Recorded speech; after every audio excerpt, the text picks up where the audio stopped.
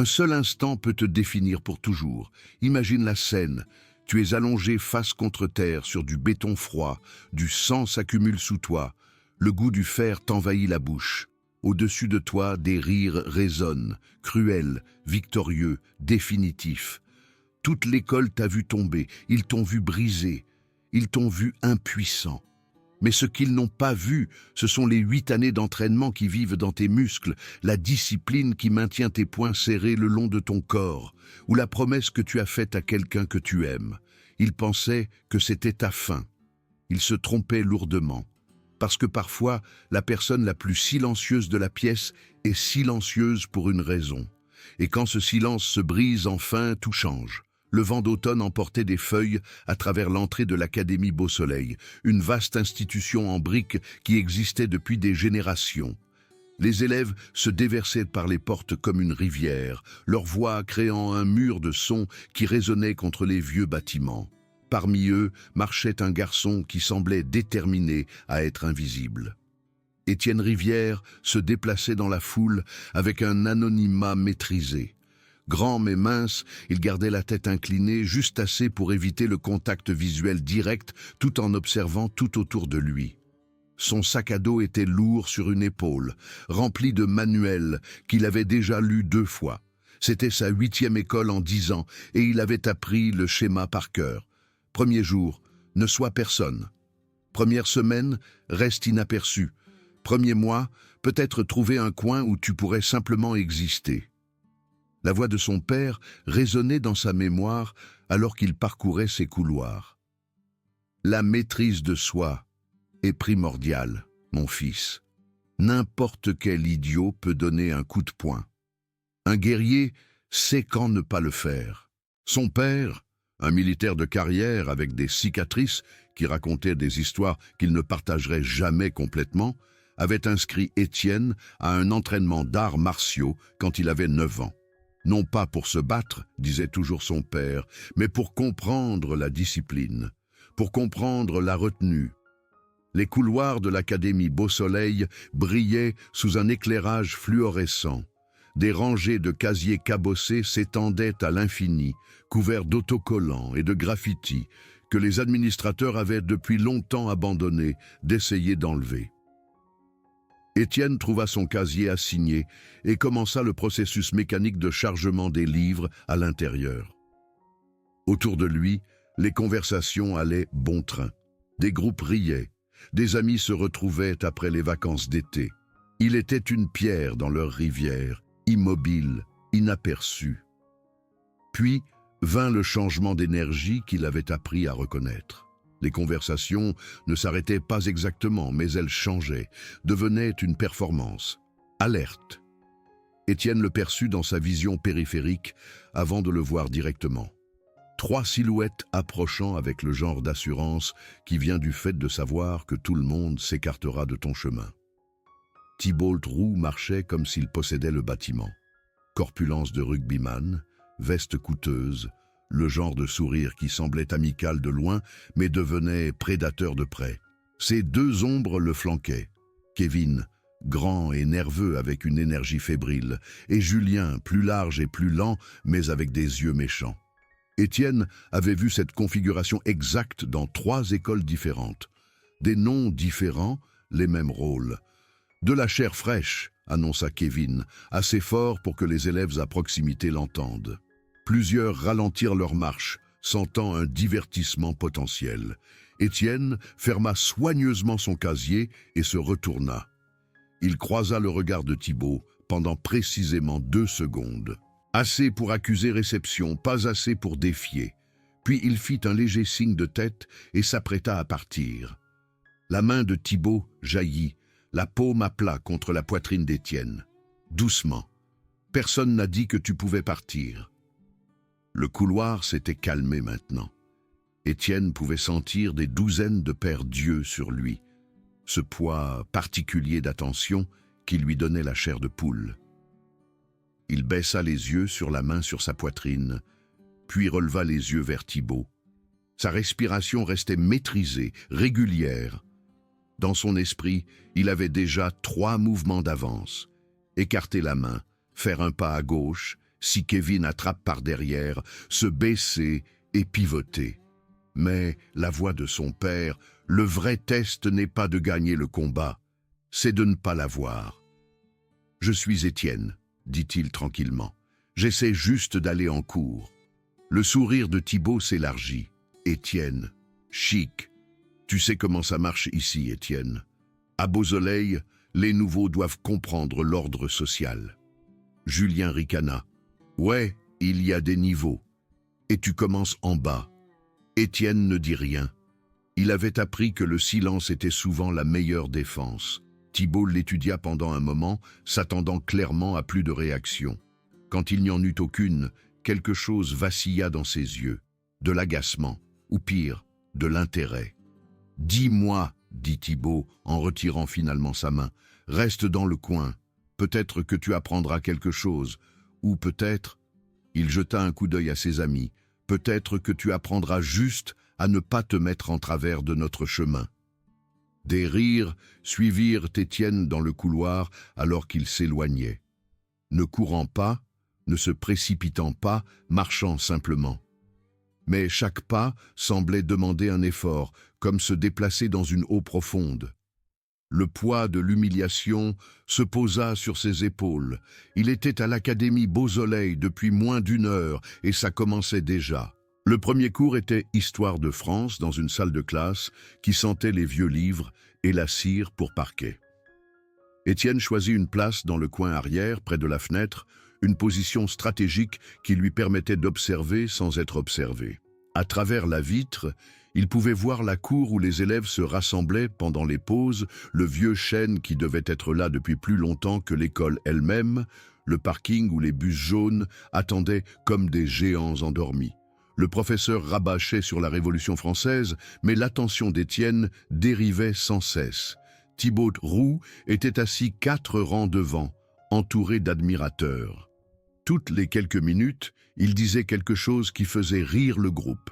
Une fois, il se retourna, croisa le regard d'Étienne et lui fit un clin d'œil, une promesse de ce qui allait arriver. À l'heure du déjeuner, l'architecture sociale de l'école s'était complètement révélée. La cafétéria était une vaste salle avec de longues tables disposées en territoires implicites. Les athlètes dominaient le centre. Les élèves de théâtre revendiquaient le coin près de la scène. Les membres de l'orchestre se regroupaient près des fenêtres et partout ailleurs, la hiérarchie prudente de la vie au lycée se jouait dans les arrangements de sièges et les exclusions subtiles. Étienne acheta un sandwich et chercha un espace vide. Il en trouva un à une petite table près de la sortie, partiellement cachée par une colonne de soutien. Parfait. Il s'assit, sortit un livre qu'il lisait sur la physique et essaya de disparaître dans les pages. Regardez qui est tout seul. Étienne ferma brièvement les yeux avant de lever les yeux.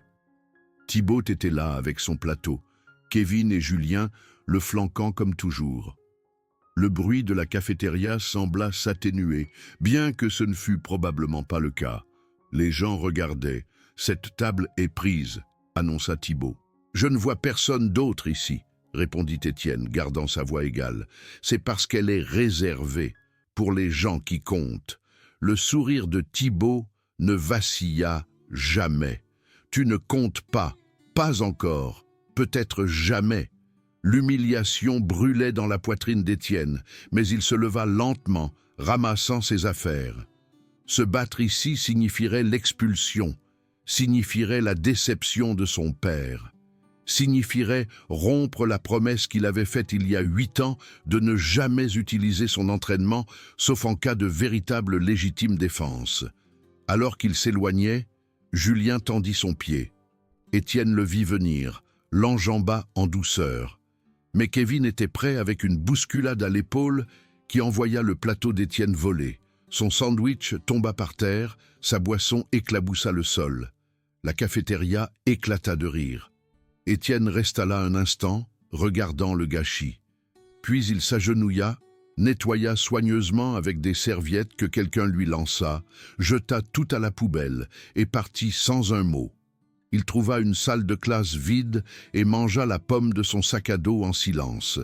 Le harcèlement devint systématique. Au cours des 2 semaines suivantes, Étienne apprit toute l'étendue de la cruauté de Thibaut Roux. Ce n'était pas seulement physique, bien qu'il y en ait eu beaucoup. Des épaules cognées dans les couloirs, des livres renversés de ses mains, son casier mystérieusement bloqué. Mais pire était la guerre sociale. En cours d'anglais, Thibaut fit un spectacle en éloignant son bureau d'Étienne, brossant ses bras comme s'il avait été contaminé. La classe rit. En gym, Étienne était toujours choisi en dernier, souvent après que quelqu'un ait suggéré de prendre les meubles avant lui.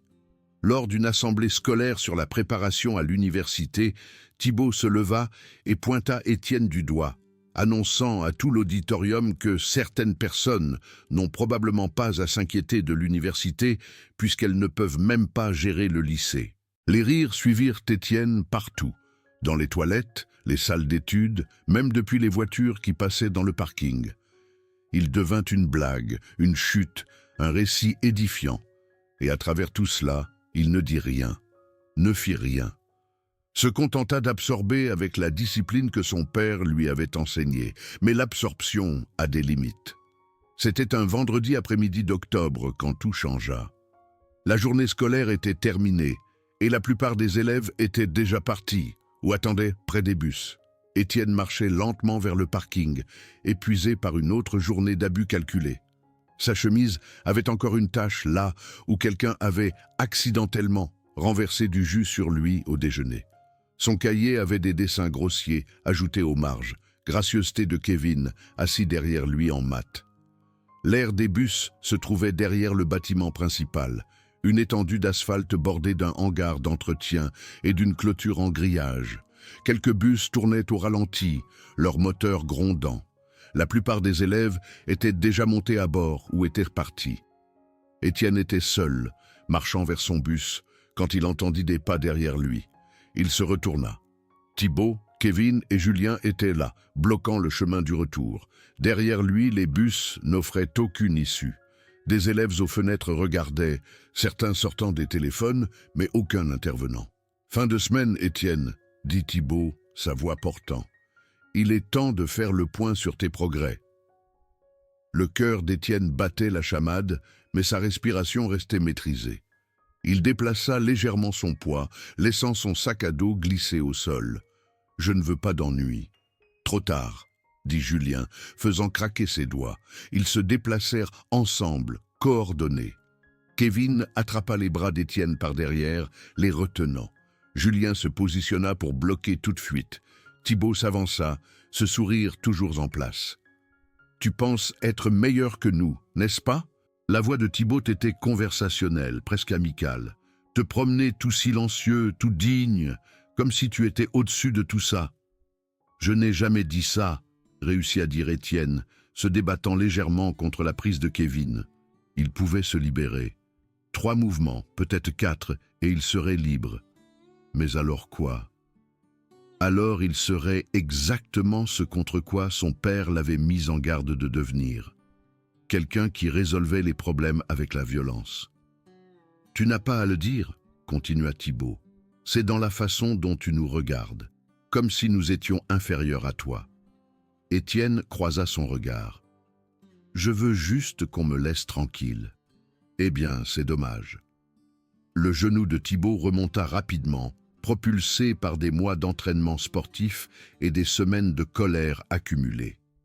Il frappa Étienne directement au visage, un coup brutal qui explosa à travers son crâne comme un éclair.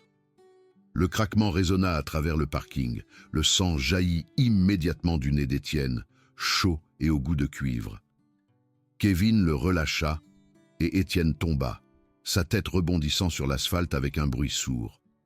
Le monde tourna, s'inclina, s'assombrit sur les bords. À travers la brume, Étienne entendit des rires, la voix triomphante de Thibaut. « C'est là que tu dois être, en bas, plus de rire. » Des pas s'éloignant, le bruit des portes de bus qui se fermaient. Puis rien que le bourdonnement dans ses oreilles et la chaleur du sang qui s'étendait sous sa joue. Étienne resta là, alors que sa conscience vacillait. Dans cet espace étrange entre la conscience et l'obscurité, quelque chose se cristallisa dans son esprit. Il avait tout essayé. Le silence, l'évitement, la discipline, la retenue.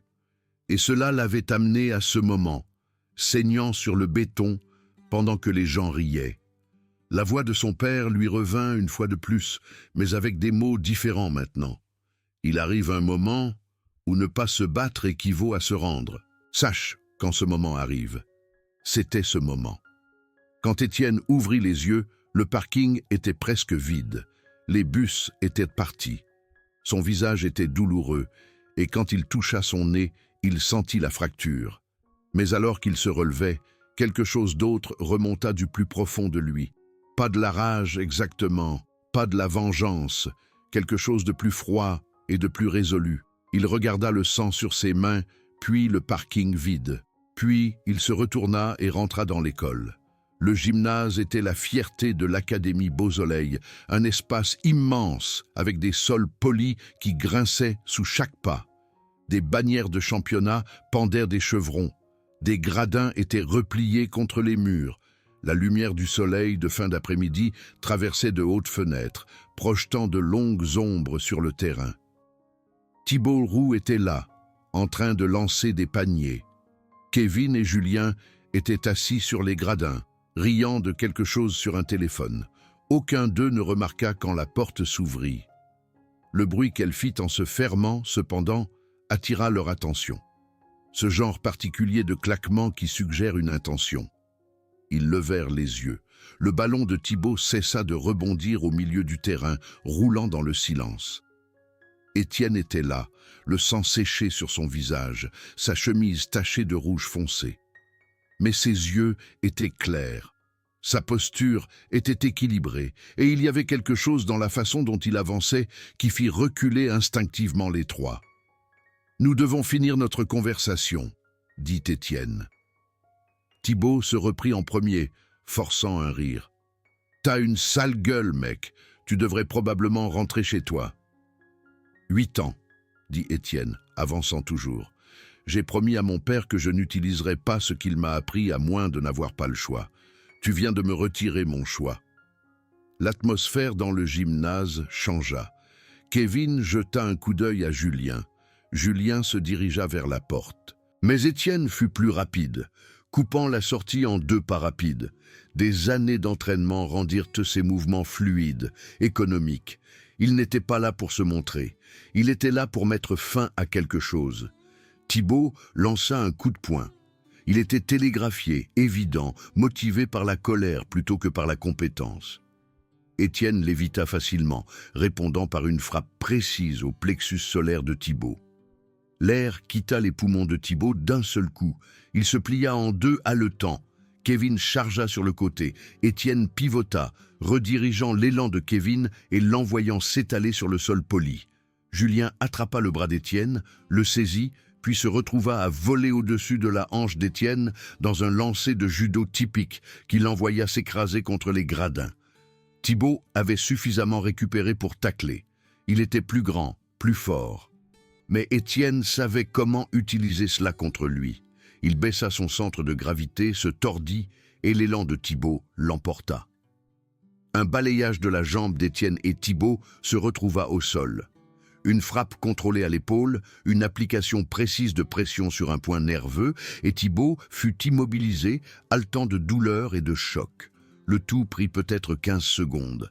Étienne se tint au-dessus de Thibault, respirant fort, mais maîtrisé. « J'aurais pu faire ça n'importe quel jour, » dit-il tranquillement. « J'ai choisi de ne pas le faire. C'est la différence entre nous. Tu utilises la force parce que tu le peux. Je l'utilise parce que je dois le faire. » Il relâcha le point de pression et recula. Thibault s'éloigna en rampant, serrant son épaule. Kevin et Julien ne bougèrent pas de l'endroit où ils étaient tombés. Tous les trois fixèrent Étienne comme s'ils ne l'avaient jamais vu auparavant. « Si vous revenez vers moi, » dit Étienne, sa voix portant à travers le gymnase vide, « je ne me retiendrai pas la prochaine fois. Et vous ne voulez vraiment pas voir à quoi ça ressemble. » Il se retourna et sortit, les laissant dans le silence résonnant. Le lundi, l'Académie Beausoleil était transformée. L'histoire s'était répandue pendant le week-end, mutant et s'amplifiant à chaque récit. Certaines versions étaient exactes. D'autres affirmaient qu'Étienne avait combattu 10 personnes. Quelques-unes disaient qu'il avait hospitalisé Thibaut. Aucune n'était complètement vraie, mais la vérité était suffisamment dramatique. Quand Étienne franchit les portes ce matin-là, les élèves s'écartèrent pour le laisser passer. Pas par peur exactement, mais par respect, reconnaissance. Le garçon silencieux n'était plus si silencieux. Le garçon invisible était devenu visible d'une manière qui comptait. Thibaut, Kevin et Julien arrivèrent séparément, n'étant plus la force unie qu'ils avaient été. L'épaule de Thibaut était dans une attelle, probablement pour le spectacle. Kevin marchait avec une boiterie qui aurait pu être réelle. Julien évitait le contact visuel avec tout le monde. Les prédateurs étaient devenus des proies et l'école le sentait. À la cafétéria, Étienne s'assit à sa table solitaire habituelle. Mais en quelques minutes, d'autres le rejoignirent. La première fut une fille nommée Léa Martinez, portant son plateau avec détermination. « Ça te dérange si je m'assois ici ?» Puis vint Noé, un élève de seconde qui avait été l'une des cibles fréquentes de Thibaut. Rachel suivit, une fille discrète de la classe d'anglais d'Étienne. Au moment où le déjeuner était à mi-chemin, la table d'Étienne était la plus pleine de la cafétéria, remplie d'élèves qui avaient été des victimes silencieuses, trouvant maintenant du courage dans la proximité de quelqu'un qui s'était levé. À la table, où Thibaut tenait habituellement sa cour, seulement 3 personnes étaient assises. La cour s'était déplacée ailleurs. La directrice Leclerc convoqua toutes les personnes impliquées dans son bureau cet après-midi-là. Les parents vinrent. Les accusations fusèrent. Le père de Thibaut, un avocat fortuné, menaça de poursuite. Mais trop d'élèves avaient été témoins de trop de choses. Les semaines de harcèlement systématique, l'attaque du parking, le schéma d'abus. Même le père de Thibaut ne put réfuter les images vidéo d'un téléphone qui avait capturé l'agression. La résolution fut complexe. Counseling obligatoire pour Thibaut, Kevin et Julien. Excuses publiques requises. Travaux d'intérêt général attribués. Et une nouvelle politique scolaire sur le harcèlement qui avait réellement du mordant. Mais plus important que la punition officielle fut la conséquence sociale. À l'Académie Beausoleil, Thibaut Roux n'était plus le roi. Le trône avait été abdiqué, et personne n'était particulièrement intéressé à le reprendre. Dans les semaines qui suivirent, quelque chose de surprenant se produisit. Thibaut approcha Étienne entre les cours, marchant sans aucune de son ancienne arrogance. « On peut parler ?» Ils trouvèrent une salle de classe vide. Thibaut regarda ses pieds, les murs, n'importe où, sauf Étienne. « Je ne sais pas comment faire ça. M'excuser. »« Essaie de dire que tu es désolé, » suggéra Étienne. « Je le suis, désolé, pour tout. La cafétéria, l'assemblée, derrière les bus, tout ça. » La voix de Thibaut se brisa légèrement. « Je ne sais pas pourquoi j'ai fait ça. Peut-être parce que je le pouvais. Peut-être parce que mon père s'attend à ce que je sois quelqu'un que je ne suis pas. Ce n'est pas une excuse, juste, je ne sais pas. » Étienne l'étudia. L'arrogance avait disparu, remplacée par quelque chose de brut et d'incertain. Les mots sont un début, mais tu dois le prouver par des actions. Et Thibaut le fit. Au cours des mois suivants, il rechercha les personnes qu'il avait harcelées, offrit des excuses sincères, commença à se présenter aux travaux d'intérêt général sans se plaindre. Kevin et Julien suivirent son exemple, lentement, maladroitement, essayant d'être meilleurs. La directrice Leclerc, reconnaissant le changement dans la culture de l'école, approuva un nouveau programme, un club d'autodéfense, supervisé mais dirigé par les élèves. Quand elle demanda à Étienne de l'aider à l'organiser, il hésita. « Je ne suis pas un professeur. »« Non, » acquiesça-t-elle. « Mais tu comprends quelque chose d'important, que la force ne consiste pas à dominer les autres.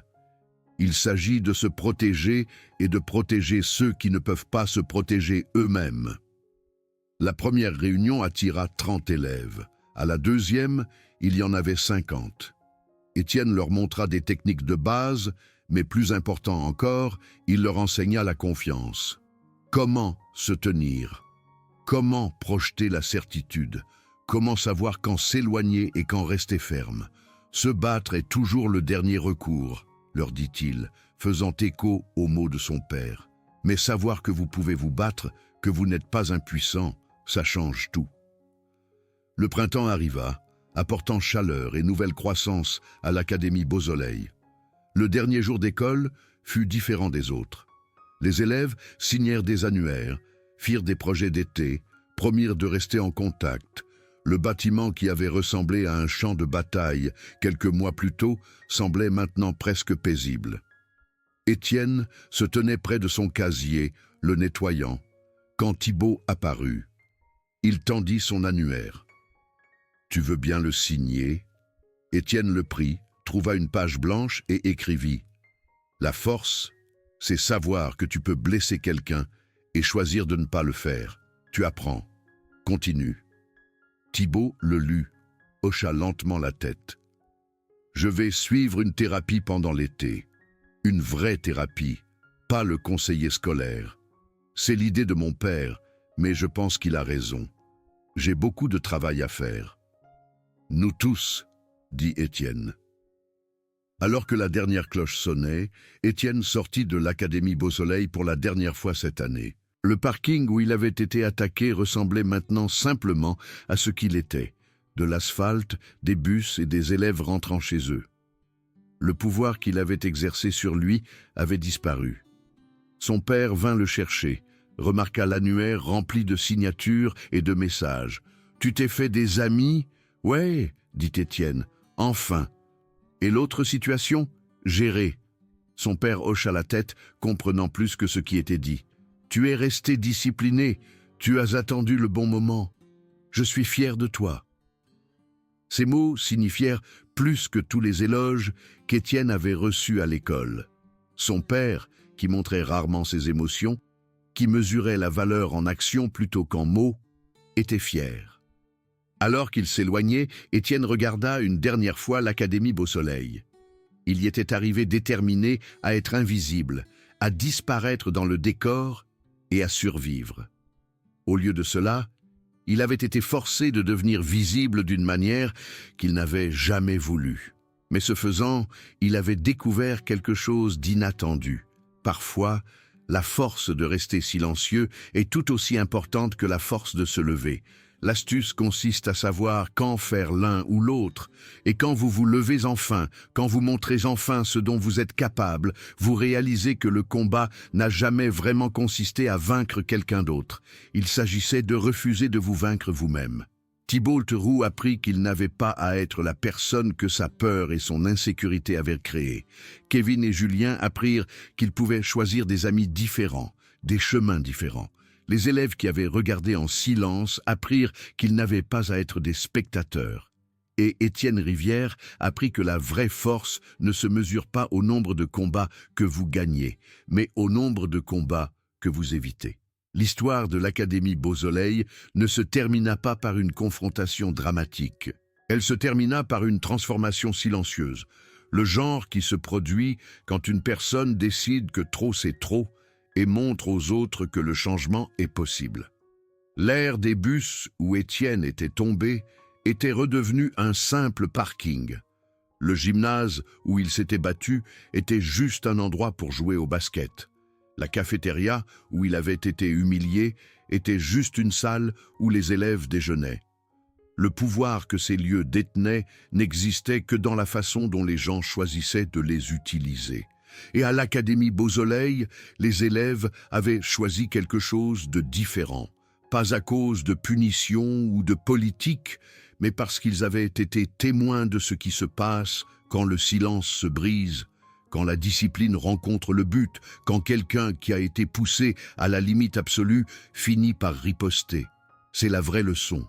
Non pas que la violence résout les problèmes, mais que savoir quand et comment utiliser la force, combiné au fait de savoir quand ne pas le faire, crée une sorte de pouvoir qu'aucun tyran ne peut briser. Le garçon silencieux dans le coin pourrait rester silencieux par choix, pas par peur.